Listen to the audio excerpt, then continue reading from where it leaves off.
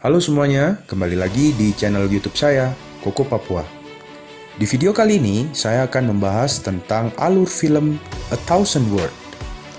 Film A Thousand World berada dalam naungan produksi perusahaan DreamWorks Pictures dengan pendistribusi Paramount Pictures yang bergenre komedi. Mau tahu gimana pembahasan video kali ini? Yuk, kita sama-sama cek video saya kali ini.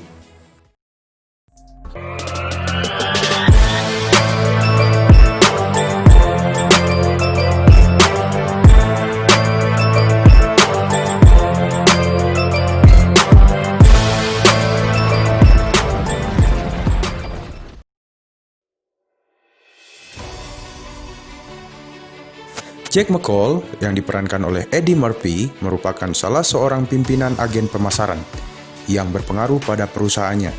Kepandaiannya merangkai kata-kata bagaikan senjata andalan untuk memudahkan hidupnya di hampir segala situasi. Bahkan ia membual pun masih banyak yang percaya. Kelebihannya ini kadang ia gunakan untuk membodohi orang-orang. Seperti ketika terdapat antrean panjang di sebuah restoran cepat saji, karena ia tidak mau berlama-lama untuk mengantri, dengan kepandaian bicaranya, ia berpura-pura menelpon istrinya yang seolah-olah sedang dalam persalinan. Dengan suara yang keras hingga semua orang yang mengantri itu mendengar, Jack mengatakan dengan keras kalau ia sedang dalam antrian panjang untuk memesan makanan. Dengan detail, ia membual.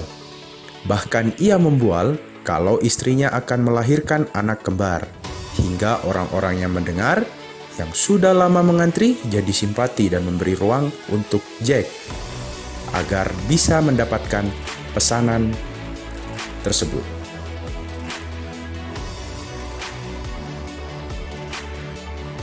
Jack tidak pernah gagal mendapatkan klien-klien besar untuk perusahaannya. Dalam keluarganya, istrinya yang sudah tahu siapa Jack dan kata-kata manisnya tampak sudah mulai jengah dengan kelakuan suaminya itu. Dia merasa Jack sama sekali tidak pernah mendengar keluhan dan saran-sarannya untuk kebahagiaan keluarganya. Pernikahan Jack sudah di ujung tanduk.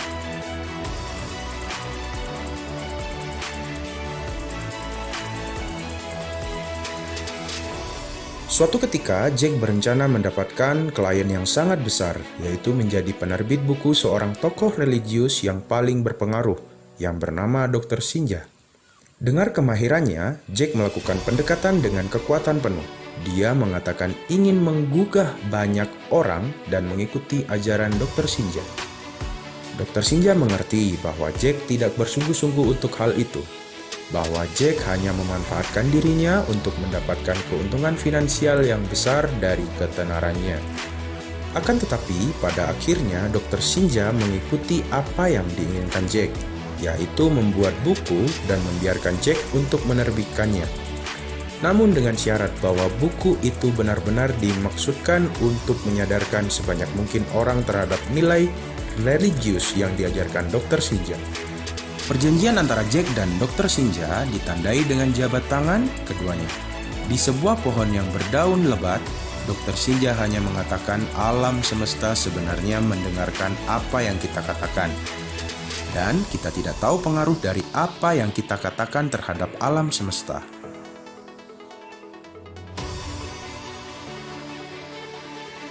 Esokan harinya, asisten Jack, yaitu Aaron, datang ke ruangannya. Ia mengatakan bahwa buku Dr. Sinja telah siap untuk dicetak. Betapa gembiranya Jack mendengar buku itu sudah siap dicetak. Cepat sekali buku itu diselesaikan, Aaron mengatakannya. Kenapa harus lama kalau isinya cuma 5 halaman? Mendengar itu, Jack marah besar. Bagaimana mungkin penerbit menerbitkan buku hanya 5 halaman saja? Berapa harganya? Berapa keuntungannya?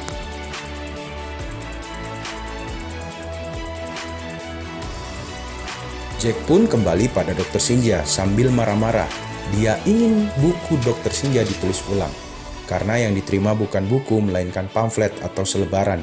Walaupun bentuknya buku, Dr. Sinja tidak mau. Karena itulah karya yang ingin dia sebarkan.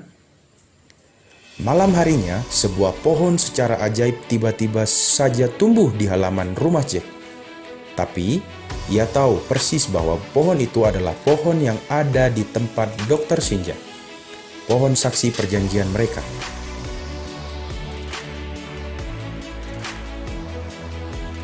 Jack menduga Dr. Shinja sengaja memindahkan pohon itu di belakang rumahnya. Namun setelah Dr. Shinja melihat sendiri, dia justru terheran dan terkagum-kagum. Dia tidak pernah memindahkan pohon itu. Pohon itu seolah ada dengan sendirinya. Selang berapa lama berdialog dengan Jack, barulah Dr. Shinja menyadari bahwa pohon itu adalah representasi Jack. Dan Jack adalah presentasi dari pohon itu. Untuk setiap kata yang diucapkan Jack, satu daun akan gugur ke tanah, seperti layaknya pohon. Apa yang terjadi bila semua daun telah rontok?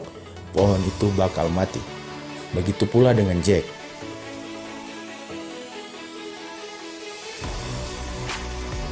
Mulai saat itulah Jack menghemat kata-kata.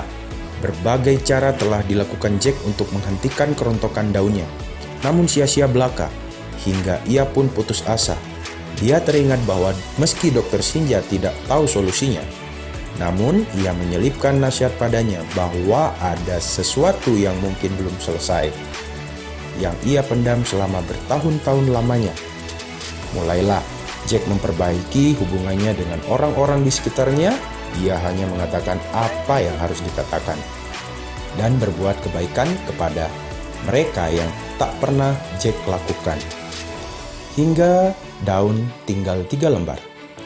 Hal terakhir yang ia lakukan adalah mengunjungi makam ayahnya. Jack hanya terpaku di depan nisan ayahnya sambil menangis dan mengatakan bahwa ia memaafkan ayahnya sekarang. Daun pun semua telah gugur seiring 3 kata yang diucapkan Jack di depan nisan ayahnya itu. Tiba-tiba hujan turun sangat deras diiringi petir.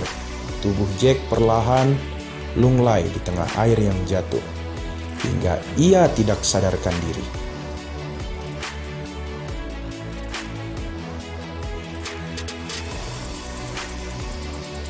Lalu telepon Jack berdering. Setelah dia lihat ternyata dari Aaron. Dengan sangat gembira, Aaron memberitahukan bahwa pohon di rumah Jack telah lebat kembali.